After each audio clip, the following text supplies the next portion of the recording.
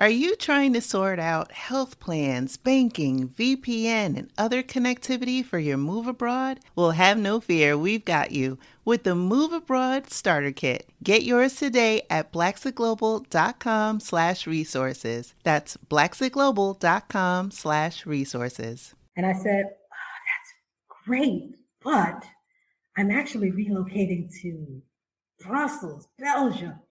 Close your eyes and imagine living a life you love, unapologetic and unbothered, free from daily microaggressions from Karens and Kens, free from the fear of police brutality and systemic racism.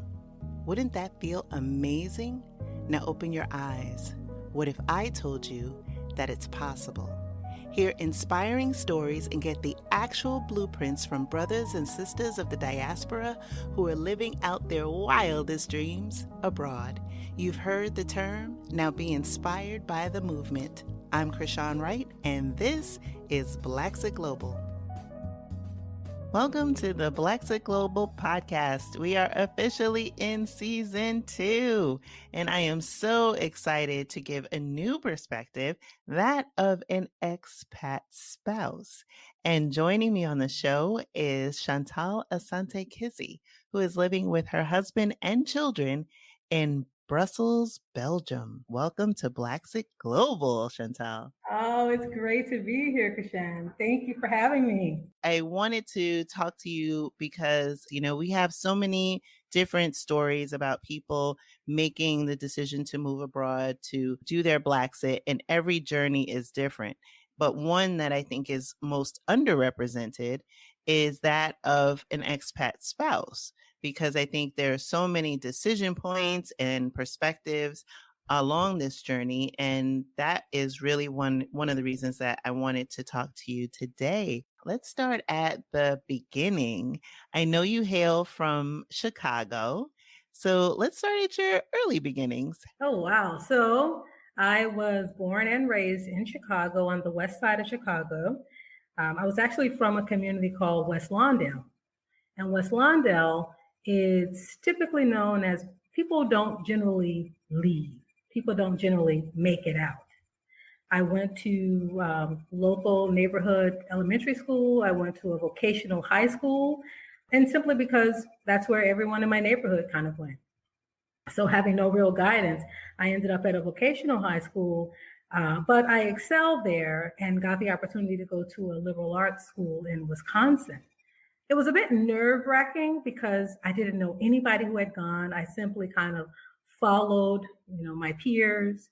And I had a guidance counselor who said, no, I think you have something different. And I think that you'll do well and you'll represent us well going to this small liberal arts private school. So I thought, all right, I'll do it. I'll just try it. And it was life-changing. There were probably about 1,200 students at the school and maybe 30 Black students. And of those 30 Black students, maybe a third were American, a third were African, a third were West Indian. So you had diversity amongst even those of us. And so, trying to identify who you were in that space was a bit challenging. But upon choosing to go there, upon choosing to stay there, I knew that I can adjust to many different environments. Wow, that's great, because I would imagine, coming from Chicago on the west side and then going to Wisconsin, definitely, like you said, a culture shock, but it's great that you didn't run from it, that you faced it and learned a lot about yourself along the process. Well, I tried to run from it. I tried. I got there. It was difficult because, I ranked number 2 in my high school, and then I went to this university, and these kids had been exposed to so much. Send us home letters stating your daughter will be reading Plato, and I'm like, who is Plato? Who is this? Yeah, and so getting there, I realized, I said, wow. Yeah, it didn't matter. I did well in that space, but this is a whole new ball game. And I struggled. I struggled academically. I struggled with finding my space there. I struggled with finding a voice.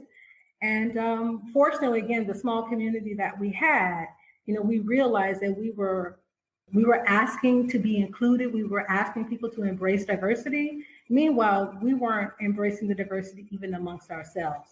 Mm. So we had to do a lot of work within our organization.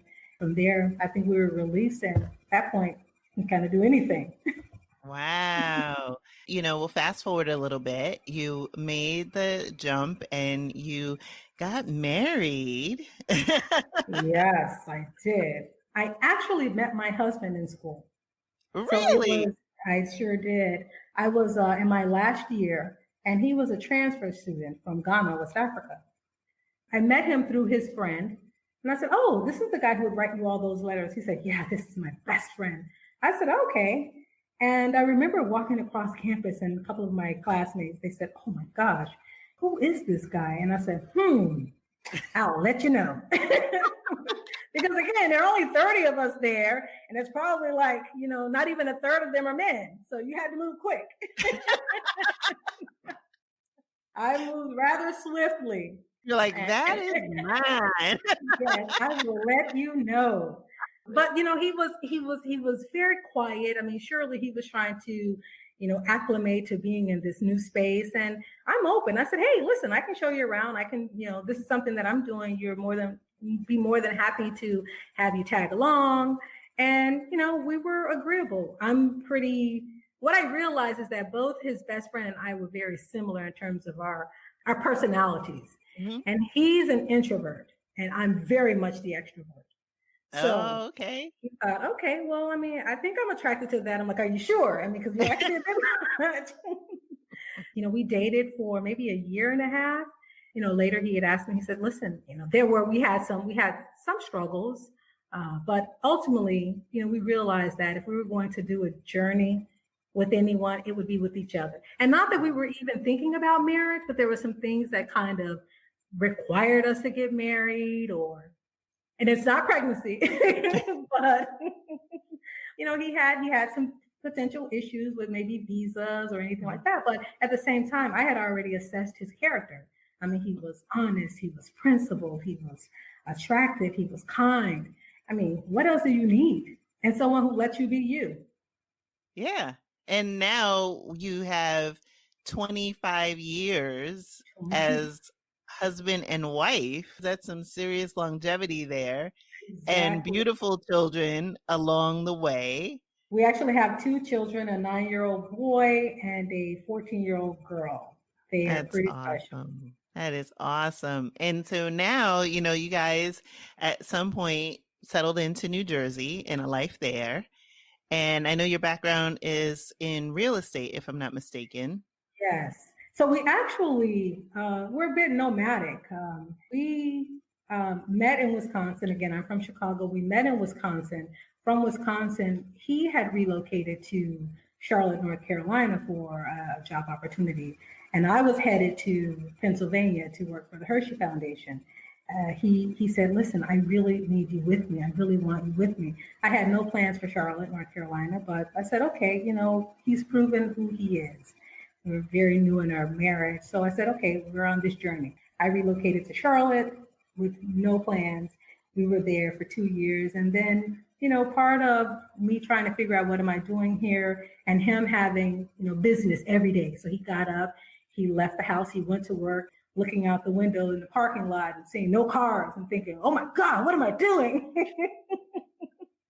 And for someone who's used to being busy, it was really troubling for me. So I made a decision. I said, "You figure this thing out." So I was able to gain some employment, and then, decided to do grad school there. And at that point, he did grad school in New York. So again, we were always kind of, as my mom calls it, you had a very unorthodox kind of a union here. I said, but we decided that we both still wanted to pursue some things. We both wanted grad work. So I did grad work in UNC Charlotte, and he did grad work in upstate New York at Rensselaer Polytechnic Institute. Oh, wow. I went to SUNY Albany. So you know it well. I do. Wow. Small world. All right. And so from there, I ended up finishing up in Charlotte, and then I relocated to Massachusetts. I got a great opportunity to start my career in real estate development there and work with some just great minds. So I relocated to Springfield, Massachusetts, and thought, okay, this is how you're taking a chance. Your emergency contact is your boss. Oh, wow. Yeah. Like, I don't anything think I've happens to ever you. had that. I think the market crashed, and I think he was traveling. And I said, "Hey, listen, I don't think you're going to have a job when you get back." Oh my And sure gosh. enough, he didn't. So we were in Springfield for a while, but that wasn't his space. He landed a job in New Jersey, and then maybe a year and a half after that, he says, "Okay, we should probably cap this. You should probably come to New Jersey." And I thought, the Sopranos are in New Jersey. I want to go to New Jersey. Yeah. And Yeah. so I said, you know what? Okay, we're going to do this. Just figure out a way to transition into it. So I started to on the weekends come, and then got my real estate license there, still knowing that I would do real estate development. And I landed a job there. So that's when I started doing real estate development in Jersey City. And he was working for Citibank at the time. And so, we were living in downtown Jersey City, having our brunches and our lunches, doing all that thing. So we were in New Jersey for about 14 years. And we knew that we were going to make it home. It was a place that we had been the longest period of time, and together, not commuting. Yeah. Because that saves a marriage. It's like I had date night every weekend. It was great. Yeah, there you go. Moving to New Jersey, starting to work there, and just figuring out what I was doing there. But the real estate development was, it was a very active space for it. Jersey City was unique in that it was a bedroom community to New York. It was a hotbed, so you can access a lot of real estate. And so I had a lot of opportunity there. Even just your relational dynamic with your husband, it sounds like there's a lot of trust, a lot of confidence in your union, in each other, and respect as individuals, knowing and recognizing that you are together as a couple, but each one of you has a journey that, you wanted to fulfill while still being, united. And so it gives me all the feels. Yeah. It was a mature thing to do, but It is. I feel a master class coming on. Play the long game. And look, the long game has served you very long. Yes, it has. So you guys are, in Belgium, which is a ways away from Jersey City. So what prompted this relocation to Belgium?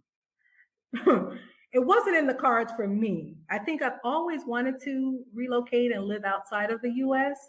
Belgium wasn't necessarily in the cards, but the company that my husband and his team, they acquired, it was located in over 22 different countries.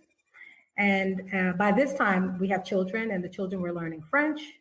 The office in France was too small, but that's where I would have chosen to get like pure, authentic French. But we decided to come to Brussels, and I rationalized it because Brussels is also the capital of Europe. When I looked at it, I thought, the weather's not great. It's like, it could be like a Seattle, but it's okay. I mean, I'll find some things to do. So we chose Brussels because the predominant language here is French, although you still have the Flemish component as well. So they have this dichotomy that's here and some history. We chose Brussels. There was an office here.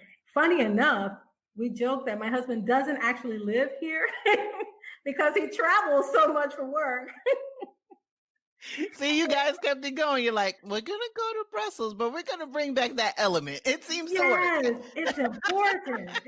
Well, we were doing it. And funny enough, when I was in Jersey, he was in Amsterdam, so much so that he has an apartment in Amsterdam. And I thought, okay, well, and I was really being put upon and overextended. I was working for disaster recovery work in the state of New York.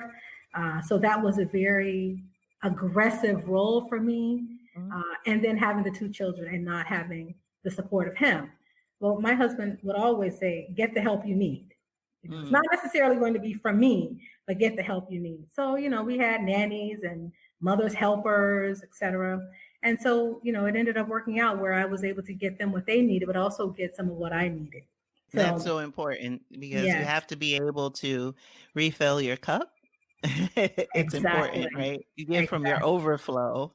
And so you have to keep pouring into the cup. And that is often something that primarily women, our role as caregiver, caretaker, we give, give, give. And then very often we forget, hey, just That's like a me. car that needs gas, so do we. Exactly, exactly. And I used to, like there were times, I would get resentful because, he always had time for him.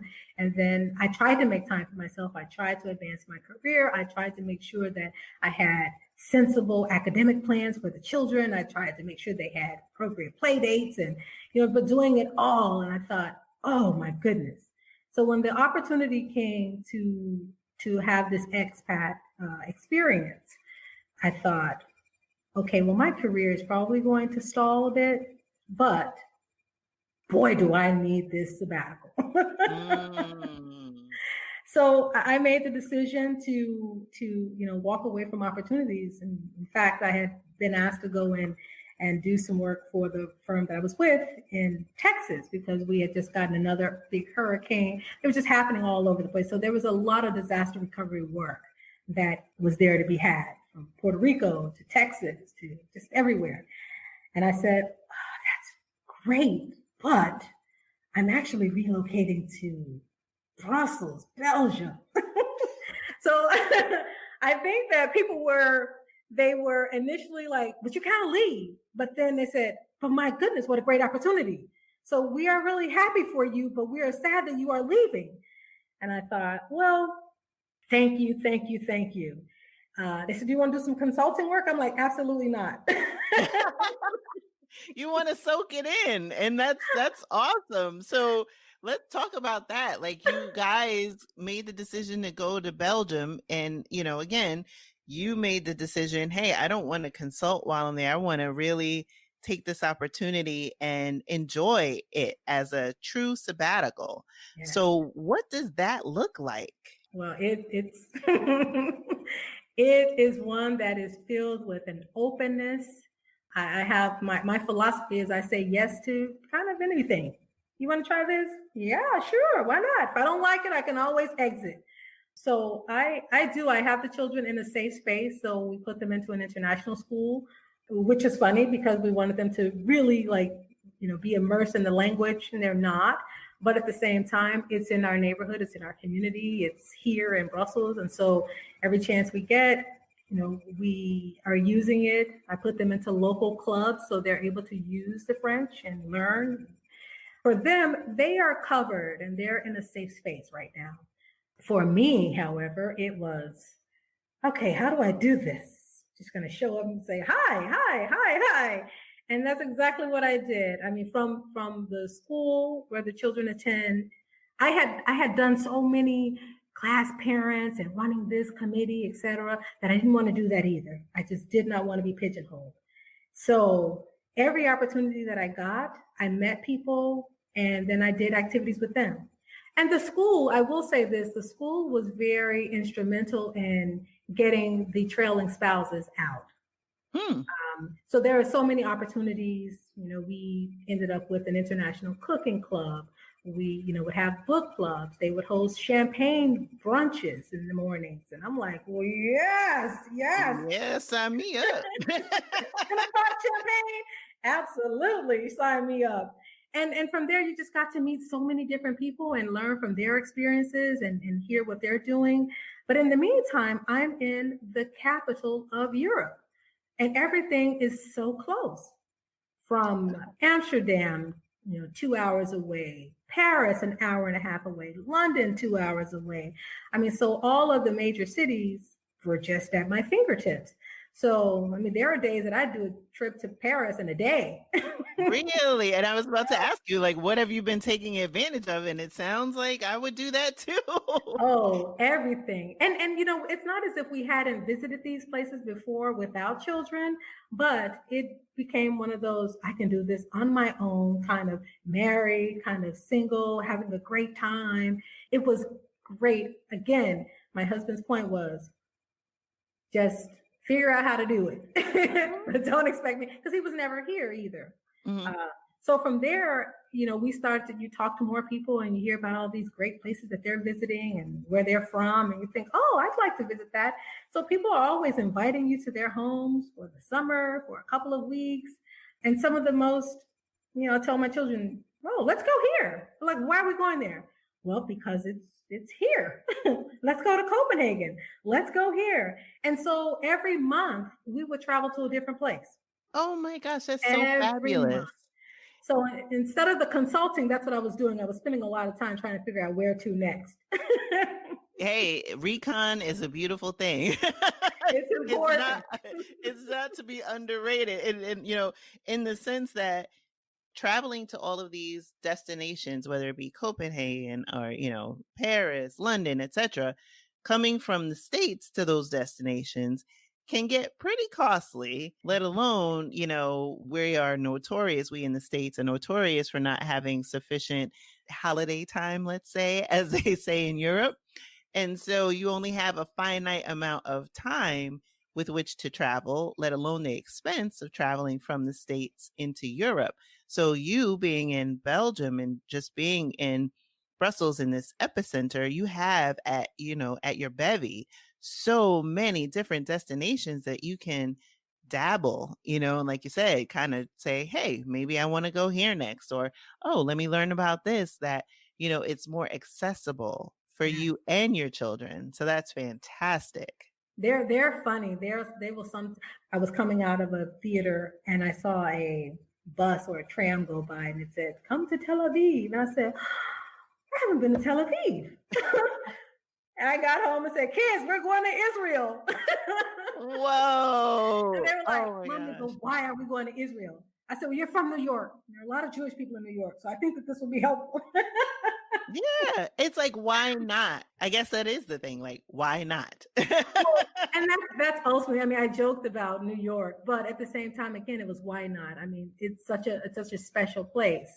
And not just going to go, but to go for a purpose. You go to Tel Aviv, it's another city, it's magical, it's all of that. But then you go to Jerusalem, and that was very special. Mm-hmm. And so having these connections, I think. And the reality of it is that they're still young. I think my daughter is old enough that she appreciates it. My son, he's 9, 10. Just buy him a toy wherever we are, and he's okay. Exactly. Yeah. You never know when they're going to call on those experiences later on in life, and that's the beauty of having this particular point in time in your life and in their lives. To really, you never know when they might come into a point in their life and they draw back on that experience, or it opens the door to something else, and they have that frame of reference. So like kids are little sponges, even when they're not seeming like they're engaged. I'm excited for them as well. Oh my gosh. Wow. And I believe that because of the amount of travel that we've done, my daughter has definitely made some decisions about what she wants for herself. So university in the US, she's like, no, I think I want to come to university in Europe somewhere. Interesting. Yeah, she wants boarding school. She wants to do that for a couple of years. So she's seeing, she's hearing, she's processing, and she's also then participating in designing what she wants her experience, her educational experience to be. And I said, yeah, I'm okay with that. I'm okay with that. And so along that line, was this something that she had dialogued with you or your husband about before and had a different idea? And I guess where I'm going is, do you feel that she is able to think more expansively because she's in that environment versus had she still been in Jersey or the States? Do you think she still would have gotten there? The message that I would always tell her is that even domestically in the US, I said, you should just try to connect to as many people as possible. In Jersey City, it's very diverse. So, we had a lot of friends from different backgrounds, socioeconomically, culturally, nationality. So, we were doing it there. She had already started to travel on her own, doing the unaccompanied minor. So she had visited friends of ours that were in Paris. And then I think one of her trips to South Africa, and she was actually in Zimbabwe. at this time, and she had called and said, "Mommy, I want to come to boarding school here." And I said, "Well, they have this dictator there." And she says, "Yeah, but he's gonna die soon." And I said, "Yeah, but they've been saying that he's like 95, right?" But she had already, a seed had already been planted. That was maybe 3 or so years ago. So it had already been planted for her. Coming here, I think she recognizes the vast diversity in terms of who these children are. So at an international school, you have a bevy of people. You have diplomats, you have uber wealthy people, you have some local people, you have people who are working for companies, etc. So she gets to meet all these different people. And I remember when she first arrived, she came home, she says, "Mommy, these children, they speak 3 and 4 different languages."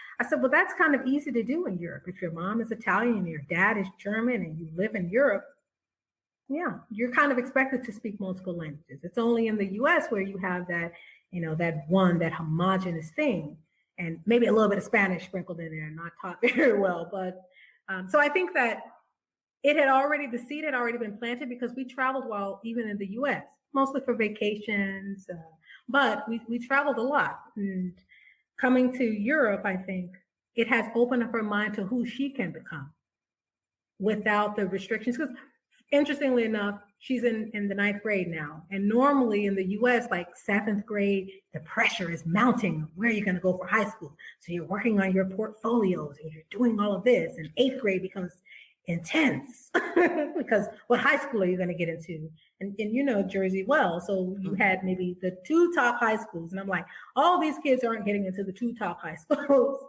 I would say don't restrict yourself to this place, because we were already nomadic, so we could go anywhere at any time. Making that decision to come here, she said, "Yeah, all of my friends are really stressed out back at home, and you already know that you're going to go into the 9th grade. You already know that you're going to go into an international baccalaureate program. You already know this." They don't have the stressors, I should say. The kids, they work hard, but then also because it's Europe, they understand that Europe is also the classroom. So we use it as a classroom. That is fantastic, because I think what it does do for her, for both of your children, is allow them to co-create in their existence and design it, right? And I talk about it a lot, living, life by design, not by default. And it sounds like, this has opened up such an opportunity for them to think about where they want to go to school, what their life could be like. And you've raised them from early on to be global citizens and global explorers. And so it sounds like with each particular point in the journey that they have opened up a new curiosity. And I think it's, as a parent, I would imagine that it's really beautiful to see that blossom within your child. It is. It is. It really is. I think when I sit and I watch them and I listen to them and the types of conversations that they have, again, my son, he's 9, he's 10, he knows the language of play. But for this 14-year-old, I mean, you have these conversations and she will, as upon speaking to her Turkish friend, and she's real well informed about what's happening in Turkey, just with everything, the climate and what's happening internationally. I'm like, wow. And obviously in the US, you don't get it. You get Trump every day. Yeah. Yeah. Or, the Kardashians. Yes, exactly. Exactly. Exactly. And, and having a teenager who's at the same age, well, she's going to be 15 in a few days. It is challenging because I was having this conversation with my mom actually yesterday. When I look back on my own experience growing up in New York City to where my children have encountered, and they've gone to great schools, by today's standards, I feel like I received a better education. I try not to live my life in regret. But one of the things that if I could do over, I would have left the US much earlier so that they could have had a better foundation, a better grounding as global citizens, and understanding the importance of being a global citizen and not being so influenced by the individualism that occurs in the US and being more open and receptive to what awaits them. And so I'm hoping that between now and the time that I actually make my Blaxit, that they reconsider. But, in all fairness, they have experienced and gone to way more countries than I have. It's just neither of them are interested in pursuing that at this point in time in their lives. So I've just got to like, okay, maybe one day the light bulb will go off. Well, and it's never easy for them anyway. I think that, you and I, we love the mobility of it. We love the new experiences. But for them, a little bit more jarring because they have everything that they need there. They have very little desires and wants because we provide so much. They can go on holiday to these different places, but I don't need to leave my home country. Leaving was very tough for them. I think, my daughter, when she arrived, she wasn't happy, and I was worried. I thought, okay, well, she's just, do you have any friends? You need to come home today with 3 people's numbers. She's like, Mommy, we don't give numbers. I mean, we're like on Instagram. And I'm like, I need you to get, the name and number of 3 people, their parents' names, what they do. I need you to go and interview people. She's like, yeah, no, I'm not doing that. Wow. Oh But my you have to God. get out of this house. And, one of our, she just cried and she says, I want to go home. And I said, well, you are home. Home is where we are. You are home. And you have to figure out how to make this home. And then I think when she heard that and realized that, yeah, we're not going back anytime soon. And this was, again, like a year and a half ago, I think she recalibrated it and said, okay. So now she has a group of friends. I mean, they're thick as thieves. They're all very different. They're Spanish, they're Dutch, they're everything. And they're just so open with each other. I mean, even so much so that Black Lives Matter, and obviously, with the horrendous things that are happening in the States, it's had an impact worldwide. So even these children and their families came with us to the Black Lives Matter marches that we've had here. Because there has to be a place where they're not raised in fear, that they get to focus on something else. And I remember we've had multiple conversations. And so my husband, again, he's from Ghana, West Africa. So we have this thing, he'll say, the problem is you think you're free. I'm like, I am free. Our people have fought for. And he was like, yeah. He said, and the message that you have to teach them is how to get home. And I thought, yeah, but I don't know how to message that. I mean, that stuff that was being messaged during the Jim Crow era, I don't know how to have that conversation with my child, while at the same time having the conversation, well, you can be anything you want to be, and you have this, and it's a contradiction. So I struggle with that, but in the back of my mind, I thought, yeah, the opportunity is going to present itself, and I'm out of here. And then it did. And then it did. It did. I said, okay. And upon coming here, one of the first things, they noticed, obviously it's very safe in a very different way. I mean, we're not targeted all the time.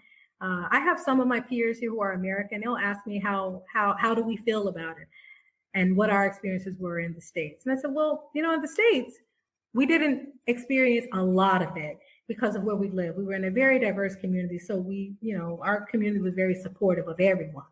On top of that, socioeconomically, we were okay. So we became that, they're that kind of Black people.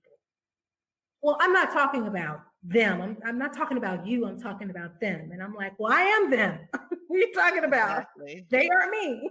Yeah. So, you understood what was happening. And even here, I mean, you have some experiences with people, but you try not to focus on that. It's present, it's here. It's not as, how do I say it? They don't think that it is a problem for them, but I said, clearly it's a problem for the world because the way in which the world has responded. And it is because of what the world has done with our Black bodies. I do have those conversations. I have a book club. And then from that book club, I think one of the parents says, I'm sorry, I have a really clumsy attempt at talking about race. Is it okay? Can we read some books about it? I'm like, well, how about you come to my house? A group of you all can come. You can read a book. They was like, well, let's read White Fragility. I'm like, I'm gonna need you to hit a little bit harder. How about some Ta-Nehisi Coates?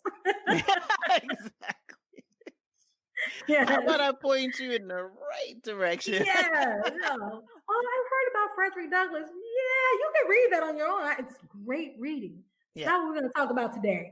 No, exactly. But I think, education is really important. And I think one of the things that struck me so much about everything that happened in response to the murder of George Floyd was not only the awakening within the collective, but also I think a level of realization that as a collective, there was a lot of miseducation of white people and having a level of comfort in privilege and being selective about what it, maybe to some degree having blinders to the realities that are facing people of color, primarily Black people. And then within Black people, I think, and not to generalize, but to some degree having a level of complacency in that, we had a Black president for 2 terms and a lot of socioeconomic mobility, coming up from, me coming up from the Bronx and encountering a lot of different challenges and being able to get to this point in my life. But I think with this whole situation, it just cracked open a lot of not only old wounds that hadn't been healed because of the purposeful deletion of a lot of our history, but also, an awakening of, how we educate ourselves, how we educate our kids in school, and that our history did not begin with slavery. Our existence did not begin with slavery. Our contributions to the world, to the US, did not, begin in, whatever, in the 1980s or whatever time frame. I think it's really important because to this day, we're still finding out about hidden figures that have made contributions, things that had been stolen. Just there's so much education that even at 46 years old, I'm still having, and I minored in African history in school, but there's so much that I think it's incumbent upon us as individuals to pass down to our children and really foster that spirit of curiosity. And with our white counterparts, get them to open their eyes to the fact that, yes, you will never know fully the Black experience, and you won't get it from TV. You won't get it from a book, but you can understand more if you connect to people as individuals and as human beings and realize that we have far more that we have in common that we have that are differences. No, you're absolutely right. You're absolutely right. When you're outside of the US and outside of the space, part of you wants to be there because you want to be a part of what's happening. But even while I was there, I've marched in my rallies and, meet at Washington Square Park, and then you're down 6th Avenue. And so, I've done that, and I've had my daughter in it as well. She's younger and she didn't understand, what was happening, but this is really important. So while she's even here and she has a voice and she understands what's happening, she actually became, the person who was, talking about it at school. And at this point, they weren't even in school. So she got a flurry of messages, and it was very tough for her having to defend the Black Lives Matter movement here, amongst her peers. And there were many nights like, after her whole Instagram battles. What was it, Instagram, or what are they using these days? I don't know. There's so many TikTok, of these. Instagram. Yeah. I'm like, what do you want? I'm like, listen, just put it down, because afterwards she would be so exhausted. And then she says, Mommy, they just don't understand. They just don't understand. And then she would just collapse into tears. And I said, listen, what you're doing is not your job alone. I think it's a good start for you to start to educate. But at the same time, don't think that you have to do it alone. And when you need to shut off, because there are times you need to. But she was quite overwhelmed by it, and hopefully she's learned something. They're back in school now, like physically in school. Oh, okay. So the school made a conscious effort and really rolled out a really good plan to have the students back at school. They keep them in their pods. They have different entrances and exits, and they have responses for how they will deal with the student that's contracted it and who they've been exposed to. So, I feel very confident about what they're doing versus, obviously when it first happened, it's like, what's happening? What's happening? But now there's a concerted effort and there's transparency. Hopefully the outcome of this election will, at least regardless of the outcome, although I'm biased in that regard, regardless of the outcome, my hope is that we will arrive to a point in a place where we can have and be a unified front as we confront this global pandemic. Because if we don't, it will be much more protracted here and a higher death count, which it already is a higher death count than the rest of the world, but it will be a much more protracted disease than it needs to be as it relates to the rest of the world. Let's talk about some things. I know we talked about, the kids, the education, your sabbatical, living your best life. I'm just curious in terms of cost of living and healthcare. Those are some of the things that, seem to be on everybody's lips as they think about, relocating and settling in. Can you talk a little bit about, don't have to get into hard numbers, but maybe a cost comparison, because you came from New Jersey, which is a very high tax, high cost state. And for me, that's why I'm asking, because clearly I'm still in New Jersey, the high cost tax state, that I think, wow, what I spend in a month here, I could live like a whole 4 months somewhere else. Yes. So it's actually quite interesting. It's more of a socialist, I think, system. They've had some hard fought battles in their history. So things like, their labor movements. With that being said, people work the set amount of time that they're going to work, and that's it. No real termination of people, because then they become a burden onto the system. The tax system is based on your income, so it's staggered. And the more money that you make, the higher your taxes are. We are in a tax bracket of over 50% of our income. Because you're making all of your income in that country, in Belgium. Yeah, so my husband, the way that he structured it is that he's an employee of the company here. And so based on that, but we still have our responsibilities to the US, et cetera. But yeah, so over maybe around 56% of our income is taxed. Wow. Yeah. But with that being said, they make a concerted effort. So most people, they come and they have still private insurance like Cigna or something like that. But then they also can get, local insurance, and that's through a mutual. And so everyone, all of the hospitals and doctors, they all take mutual.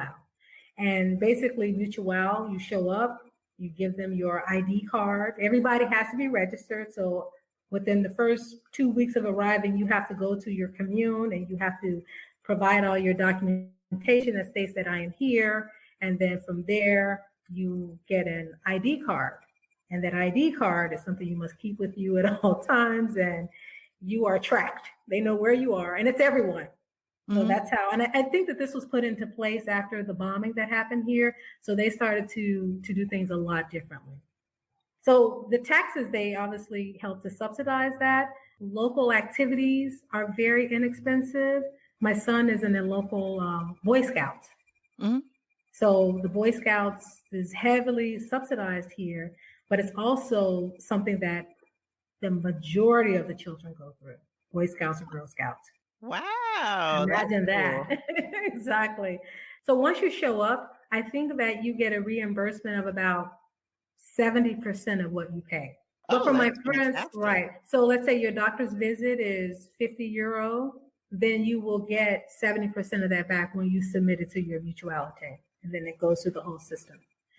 The other thing that they do when you pay taxes here is that they give a child allowance. So each child that you have, you get money back every month.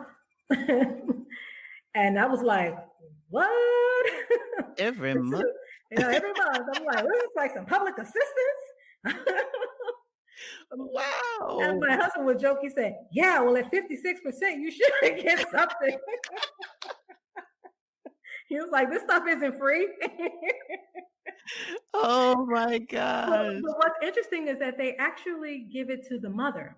So it doesn't go into the to the father or the husband's account. You have to have your own account set up, and then it directly goes into your account. So I said, oh, is this an incentive? Is this a thank you? Like, what is this? But okay, I'll take it. I mean, it's, Yeah. got lunch coming up. And that works even though you're a citizen of the US?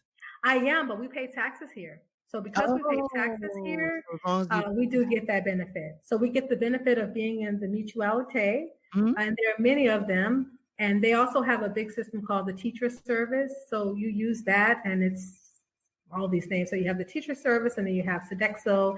So you can get your housekeeping services through them as well. You get an allowance, like a monthly allowance for food. I mean, it's just all of these things. So, but one of the things that I realized too is that the incomes that people make here aren't that high either. And I want to say that I looked at this some time ago, and on average, it was probably around 40 to 50,000 euro. Really? Yeah, so it wasn't really, really high. And then different areas of the city, it's like any place, the cost of living is significantly higher. So, I think that we live in a community that has many more expats, although our neighborhood has many more French who have decided to relocate here because their taxes are lower here than they are in France.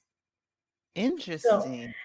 So our community is a lot of French speaking, and they call them communes. So like in France, you would have an arrondissement, but here we call them communes, and we have about 19 of them or so. So you have to go, they're like city halls. So when I show up and I live in this commune, I have to go to my city hall and present myself, and then start to get set up in all of their systems. Depending on your expat package, you can negotiate very, very strongly. And I have it on good advice that if you're the trailing spouse, you should really work with your spouse and understanding what your needs are going to be when you do expat. Yes, yes. So how has that been with you and your husband?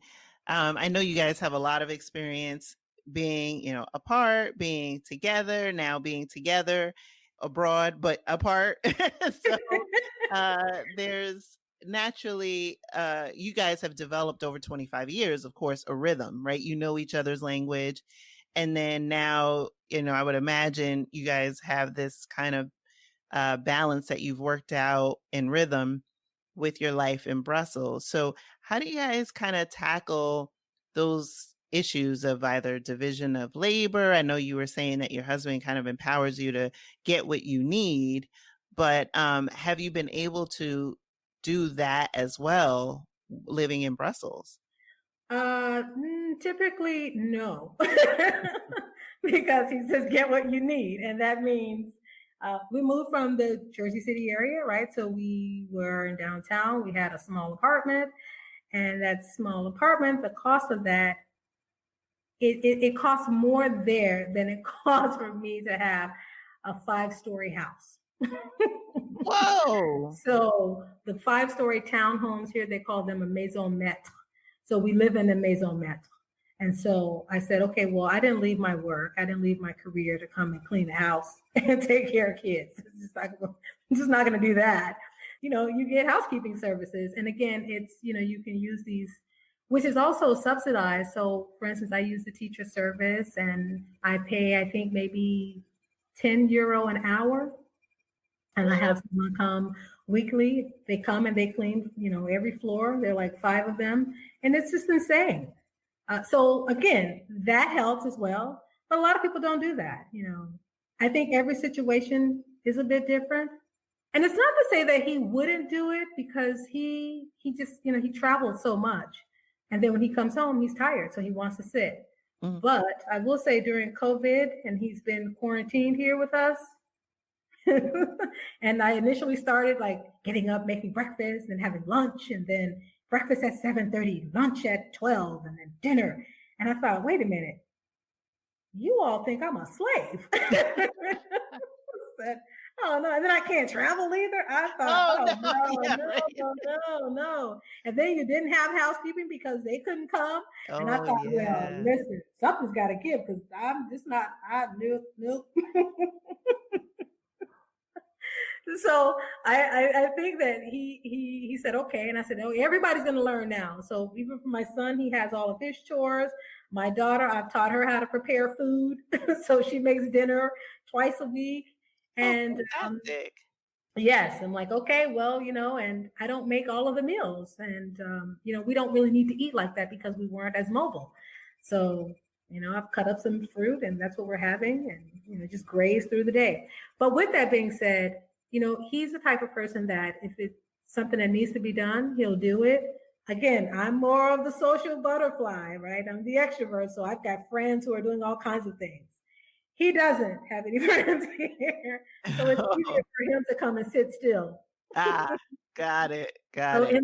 in the sitting still, he takes care of a lot of things, and it's been great because once we got over that, we're in each other's space consistently for the first 3 months, and we realized, okay, this isn't changing anytime soon. So all right, we better figure out how to love each other again. When are you leaving? Yeah. It's like even in the best of marriages, COVID was clearly a test. It was a test. It was a test, but we survived it. We got to that point where, where he would always say, "Get what you need," and he heard that I needed him, and so he started to do his part. When we turned that corner, and then started to embrace, because in the meantime you're waiting to see what was going to happen. When was it going to shift? And then you realize it's like it's not shifting. It's not shifting. It's not shifting. What are we going to do? And so we just realized we just got to figure out how to get through this. Mm-hmm. So I started to do a lot of work on some things that I'm working on. My daughter started to learn Japanese. My son became a Lego master. Wow. So we all found our projects, and then we started to sit down and have dinner and laugh and talk and and just hear and listen. It was great. It really was. It took us to get to that turning point, though. Yeah, I mean, it sounds like you guys definitely turned the corner. So as we start to close out, I mean, you talked a lot about how your life is in Brussels and everything from, connecting with different, trailing expats, nurturing your children, refilling your own cup, being attentive to your husband, and also finding that balance, especially during quarantine. Alluded a little bit to, projects that you have. What do you feel is next for you as part of this chapter in your journey? Yeah, that's a great question. Initially, coming out of the US, you always feel like you need to be on point to doing the next thing. If you're in your career, I've had an over 20-year career in real estate development. So it's like, okay, do you want to continue to do this?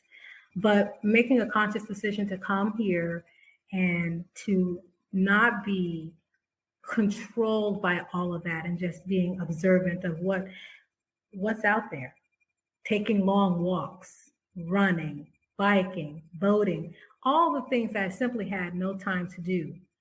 Those are the things that I enjoy doing, and I've allowed myself to be okay with experiencing the leisure. And sometimes you can sit in leisure for some time and trying to figure out how to manage it. Because again, that other side, I'm a Black American woman, and we grow up out of a culture where you need to be doing something. You can't sit. My aunt said to me once, "So when are you going to get a job?" I said, "Well, I can't work here." It's like, I don't call and ask you for money, so why are you worried about my employment situation? Yeah, right. I just want to live. Exactly. But again, that's something that we don't generally give ourselves the luxury of doing. So for me, I wanted to pivot. I wanted to explore something different. I've always been interested in arts and culture and getting out, and I put my foot in, and then I come back out because I've got deadlines. But that's actually what I've been working on. I have made a number of contacts here. I've started to work with people at the European Cultural Commission. I go to, for the most part, every art opening that I can go to. I'm at all the art fairs. I'm handing out my little cards. I mean, it's just, so, with that being said, I was poised to make some moves before COVID, and then that just kind of shifted. When you've got a career of, for me, 20 plus years, I can always do real estate development. It doesn't change. The formulas are still the same. The funding sources are different. You have to figure out how to manage that and manage the people. And if I choose to, return to the US, I can easily do that. But hopefully I won't be doing that. I'll be wearing another hat. Oh my gosh. And I cannot wait to see that beautiful hat on your head. Fantastic. I already know it's going to be great. Well, Shantel, thank you so much for being a guest on Blaxit Global. I mean, you dropped so much on this episode. Well, I'm glad I was able to share some of it. We're still becoming, we're still in the process.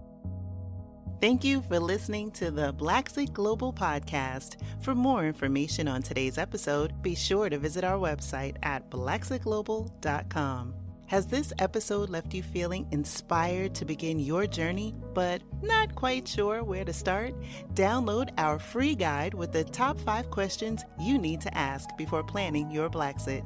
You can find that under the Resources tab of our website.